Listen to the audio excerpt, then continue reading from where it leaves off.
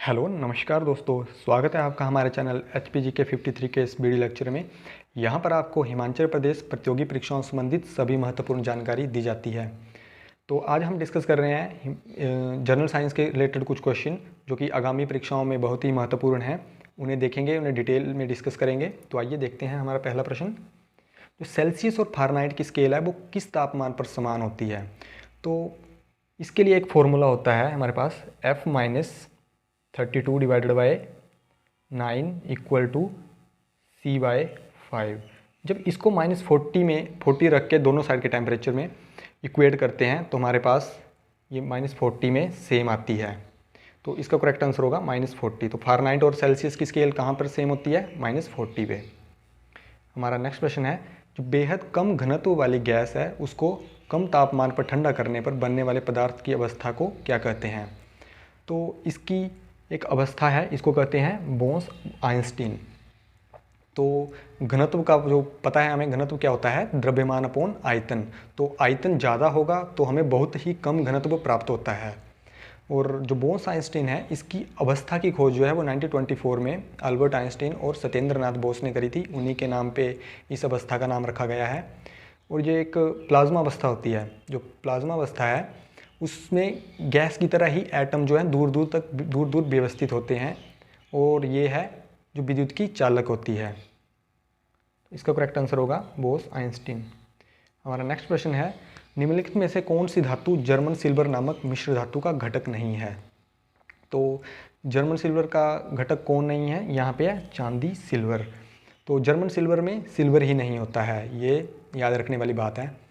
तो German silver की composition क्या होती है? इसमें 60% कॉपर होता है, 20% निकल होता है और हमारा 20% जिंक होता है। इसे निकल सिल्वर भी कहा जाता है क्योंकि यह चांदी जैसा दिखता है, परंतु इसमें सिल्वर नहीं होता है ये। और इसे जर्मन इसलिए कहा जाता है क्योंकि 19th सेंचुरी में क्या हुआ था, इसका जो विकास किया था वो जर्मन धातुकर्मियों ने किया था। तो जर्मन सिल्वर में सिल्वर नहीं होता है। हमारा नेक्स्ट प्रश्न है, पृथ्वी 1 घंटे में अपने अक्ष पर कितने अंश घूमती है? तो जैसे कि हमें पता है कि 24 आवर्स में वो कितना घूमती है? 360 डिग्री घूमती है। और तो 1 आवर्स में कितना घूमेगी वो? 360 डिवाइडेड बाय 24, और आंसर आएगा हमारा 15 डिग्री। तो कितना घूमती है वो? 15 डिग्री घूमती है। तो जो पृथ्वी की गतियाँ होती हैं वो 2 प्रकार की होती हैं, एक घूर्णन होती है, एक परिक्रमण होती है। जो अर्थ होती है वो अपने अक्ष पर पश्चिम से पूरब की ओर घूमती है, और एक घूर्णन जो रोटेशन होती है उसमें पृथ्वी जो है वो 23 घंटे 56 मिनट 4.09 सेकंड लगाती है। इसे दैनिक गति कहते हैं। और जो पृथ्वी जो है वो सूर्य के ओर परिक्रमा करती है, बोल करती है 365 डेज दिन 6 घंटे 48 मिनट 45.51 सेकेंड में पूरा करती है। इसे वार्षिक गति कहते हैं। जो मौसम परिवर्तन होते हैं हमारे, वो सब जो वो वार्षिक गति की वजह से ही होते हैं। तो इस क्वेश्चन का करेक्ट आंसर है ऑप्शन बी, 15 डिग्री। हमारा नेक्स्ट प्रश्न है, निम्नलिखित में से कौन सी ग्रंथि को मानव शरीर की मास्टर ग्रंथि कहा जाता है? तो ये कहा जाता है पिट्यूटरी ग्लैंड को। जो पिट्यूटरी ग्लैंड है वो है अंतरस्रावी ग्रंथि है, एंडोक्राइन ग्लैंड है। तो ग्लैंड जो होती हैं वो एंजाइम और हार्मोन्स दोनों प्रोड्यूस करती हैं, तो उसमें उसे मिक्स्ड ग्लैंड कहते हैं। लेकिन इसमें एक है अमाशय, पैनक्रियाज, उसको मिक्स्ड ग्लैंड बोलते हैं। इसमें हमारे जो थायराइड ग्लैंड है ये सबसे बड़ी एंडोक्राइन ग्लैंड है। और इसे जो एक होती है थायरोक्सिन, जिसे pacemaker of endocrine gland बोला जाता है। और जो एक होती है बीटा कोशिका, जो बीटा कोशिका में होती है, बीटा कोशिका से जो इंसुलिन हार्मोन प्रोड्यूस होता है, इसकी कमी से ही डायबिटीज़ होती है। तो इसका करेक्ट आंसर होगा पिट्यूटरी ग्लैंड। अच्छा, नेक्स्ट क्वेश्चन देखेंगे कि जल की जो परमानेंट हार्डनेस होती है, स्थायी कठोरता होती है, उसे दूर करने के लिए क्या उपयोग किया जाता है? तो किया जाता है, इसमें वॉशिंग सोडा का इस्तेमाल किया जाता है। जो फॉर्मूला होता है वॉशिंग सोडा का वो है Na2CO3, ये इसका फॉर्मूला होता है। जो जल जिसमें साबुन के साथ अधिक झाग उत्पन्न नहीं होता है उसे कठोर जल कहते हैं।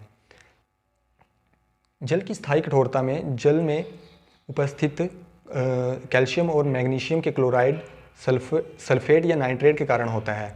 जो जल की अस्थायी कठोरता होती है वो कैल्शियम एंड जो मैग्नीशियम होता है उसके बाइकार्बोनेट की उपस्थिति के कारण होता है। जो अस्थायी कठोरता है उसको दूर करते हैं हम उबालकर, और एक विधि होती है क्लार्क विधि। तो इस क्वेश्चन का करेक्ट आंसर है वॉशिंग सोडा। नेक्स्ट देखेंगे क्वेश्चन नंबर 7। जो बैरोमीटर का उपयोग निम्नलिखित में से किसे मापने के लिए किया जाता है? तो बैरोमीटर का प्रयोग किया जाता है वायुमंडलीय दाब को मापने के लिए। तो जो वायुमंडलीय का पाठ्यांक होता है वो अचानक गिरने से आंधी व तूफान का संकेत देता है। जो वायु दाब को मापने के लिए बैरोमीटर में पानी, हवा अथवा पारा का प्रयोग होता है और इसके आविष्कारक हैं टोरेसेल्ली। नेक्स्ट प्रश्न देखेंगे कि मानव शरीर के किस हिस्से में सबसे ज़्यादा पसीने की ग्रंथियाँ जो स्वेट ग्लैंड होती हैं वो मौजूद होती हैं? तो ये होती हैं ऑप्शन 4 हाथ की हथेली में। तो हाथ की हथेली में सबसे बड़ी संख्या में स्वेट ग्लैंड मौजूद होती हैं। जो पसीने की ग्रंथियों को सुडोरियस ग्रंथियों के रूप में भी जाना जाता है। यह त्वचा की छोटी ट्यूबुलर संरचनाएं हैं जो पसीने का उत्पादन करती हैं। यह 3 प्रकार की होती हैं, एक्रिन, एपोक्राइन और एपियोक्राइन।